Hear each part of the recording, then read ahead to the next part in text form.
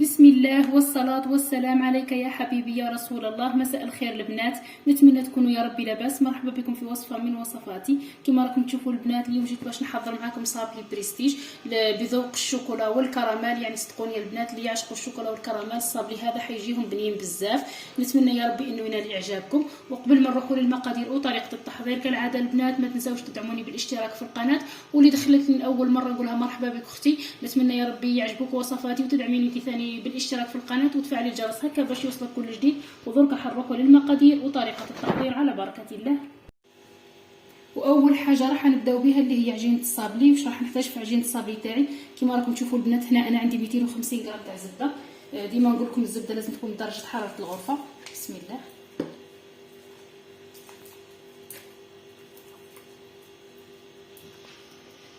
وحنضيف هنا عندي ثاني مكون اللي هو الملح. حنضيف قرصه تاع الملح. نحتاج ايضا الى نصف كاس تاع سكر ناعم. البنات السكر تاعي انا كنت نخلته من قبل. بسم الله. وعندي مغرف تاع الشوكولا تاع الطري. استعملوا اي نوعيه توفرت عندكم، ماكس ولا انا كيما انا حنستعمل اوبتيلا. نتوما المهم استعملوا النوعيه اللي توفرت عندكم. حنحط مغرف.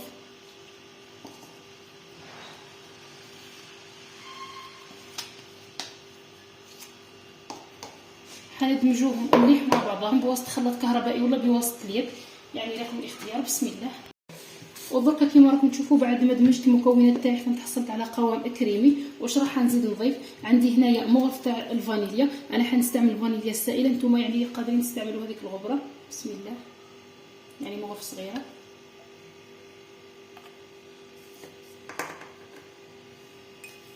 ونحتاج ايضا الى زوج صفار وبيضه كامله. حنضيفهم بالتدريج كما عودتكم البنات، ما تحطوهمش دفعه واحده. ونواصلوا الخلط. بسم الله.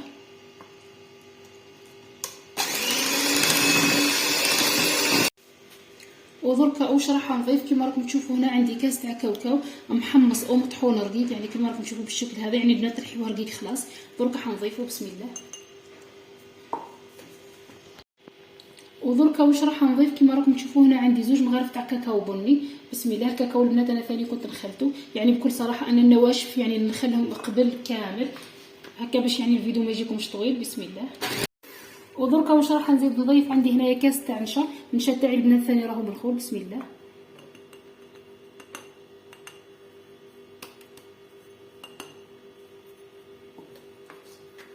ودركا حنبدا نضيف الفرينه. بالنسبه للفرينه البنات يعني حسب الحاجه، ما تحطوش كميه كبيره بزاف هكا باش من بعد كيما عم بالكم العجينه تاعي فيها الكاوكاو وفيها الكاكاو، يعني في زوج حيخليو العجينه تاعنا تيبس.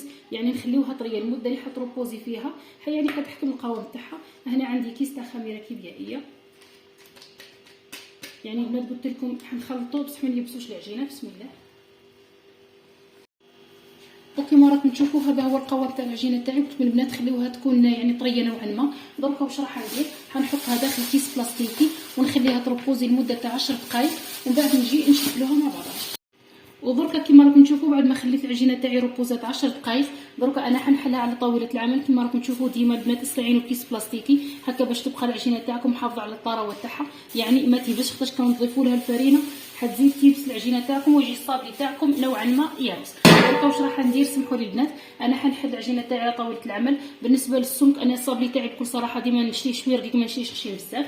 درك نعطي لكم السمك تاعو. بسم الله. ودركا بعد ما حليت العجينه تاعي على طاوله العمل انا حنطبعها البنات. انا حنطبعها بالشكل هذا. هذا هو اللي حنطبع به، يعني على شكل ورقه. هذا هو الشكل اللي حنطبع به، وانتم استعملوا اي طابع توفر عندكم ولا اللي بغيتوه. انا حنستعمل هذا الطابع. بسم الله. حنبدا نقطع العجينه تاعي. درك البنات نعطي لكم السمك تاع الحبه تاع الصابلي اللي حنديرها. قلت لكم يعني ما تكونش خشينه بزاف وما تكونش رقيقه. انا نشتيها نوعا ما الصابلي نشتيه شويه رقيق مع الحشوه ومع الكلاصاج تاع الشيكولا، يعني يجي قد كما نقولوا. وكما راكم تشوفوا بعد ما كملت طباعه الصابلي تاعي، شوفوا البنات الحبه تاع الصابلي تاعها الصابلي تاعي السمك تاعها قداش. دركا واش راح ندير؟ انا حنحطها هنا في صينيه مرشوشه بالفرينه. كما تقدروا تستعملوا بابي كويسون، وحنحطها طيب على درجه حراره 170 180 درجه. ومن بعد نعاود نولي لكم، يعني كي نكمل نطيب الصابلي تاعي كامل نعاود نولي لكم. ودركا بعد ما طاب الصابلي تاعي، يعني شوفوا البنات كيفاه طاب، يجي كامل على حبه واحده ويجي السطح تاعو املس. بالنسبه للطياب البنات عسوه برك يعد فيه الكاكاو، يعني ما يبانلكمش الطياب تاعو مليح. هنا باش حنحشي الصابلي تاعي البنات كيما راكم تشوفوا عندي شيكولا للطلي وعندي طوفيه. واش راح ندير البنات؟ ودركا حنبدا نكلاصي الصابلي تاعي. واش راح ندير؟ حنحكم البنات الحبه تاع الصابلي تاعي، حنحط لها على الجوانب كميه من الشيكولا تاع الطلي، يعني بالطريقه هذه. البنات ما تحطوش الحرف قد قد، يعني اجبدوا شويه، يعني خليوه فيد كيما راكم تشوفوا بالطريقه هذه، باش من بعد كي نضغطوا يعني تجينا قد قد.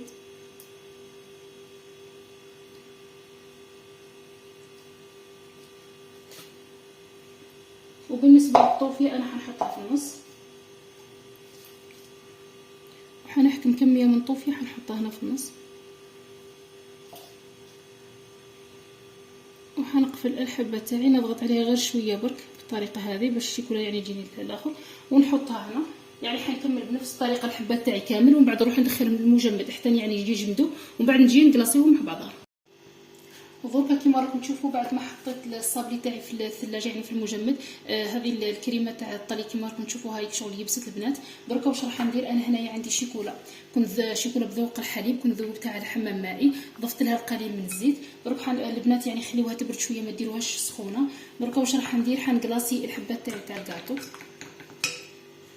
حنحكم الحبه تاع الكاطو، استعملوا فرشيطه ولا اي حاجه، وحنحط عليها كميه من الشيكولا بهذا الشكل هذا.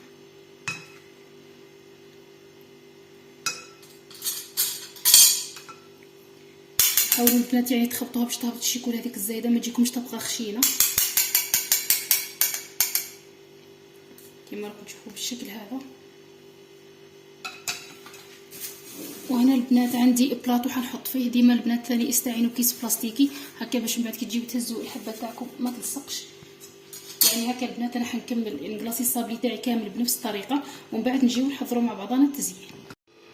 ودركا جينا المرحله تاع التزيين. كيما راكم تشوفوا الحبات تاعي بعد ما جمدت الشيكولا تاعها ونحيت لهم هذاك الزائد اللي يجي منها. واش راح ندير البنات؟ عندي هنايا شيكولا كنت ذوبتها في حمام مائي، وهنايا البنات بالنسبه للابوش هذه اثقبوها ثقبه رقيقه برك، يعني ما تكبروش الثقبه تاعكم. عندي هنايا ايضا قليل من ورد الشوش، يعني هذا الورد الصغير هذا. وعندي هنايا ملون غذائي اصفر حطيت له قليل من عصير الليمون، يعني هنايا ومزجته مع بعضه باش نتحصل على السائل هذا. دركا واش راح ندير؟ حنحكم هذا الشيكولا هذه اللي حطيتها هنا، وحنحكم الحبه تاعي تاع الصابلي بالشكل هذا. واش راح ندير البنات؟ حنرسم يعني خط، حنجي هنا يعني بالشكل هذا،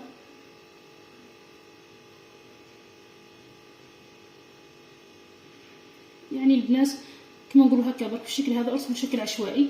حنهز درك البنات واحده من هذا الورد هذا الصغير وحنحطه هنا بالشكل هذا،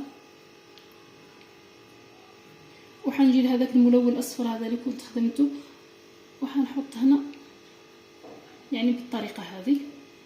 نتمنى الصوره انها تكون واضحه. حنقرب لكم هذه اللي شويه جات شكلها تاعها باينه.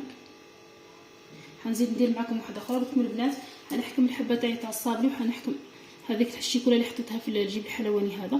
حنرسم خط بالطريقه هذه، نحب الشيكولا جمدت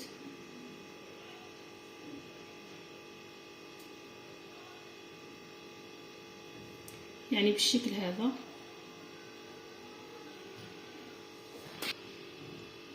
كما راكم تشوفوا البنات يعني قاعد الشكل موش داير عندي، ما قدرتش نرسم مليح. وتحكموا الورده هذه تاع شوش حتحطوها هنا بالطريقه هذه. وتكموا هذا الملون الغذائي هذا الاصفر اللي كنت حطيت له قليل من عصير الليمون، حنجي هنا ونرسم به خط بالشكل هذا. يعني شوفوا البنات الشكل تاعي كيفاه جا باهي. نقرب منكم الصوره باش تشوفوا اكثر. شوفوا البنات، نتمنى انها الصوره تكون واضحه. والتزيين كما نقول لكم البنات ديما يبقى اختياري، يعني الطريقه اللي بغيتوا تزينوا بها الصابلي تاعكم زينوها. واش راح نقول لكم البنات؟ انا حنحط الحلوه تاعي في لي كيسات والدونتيل، نحطها في صحن التقديم ونجي تشوفوها مع بعضها.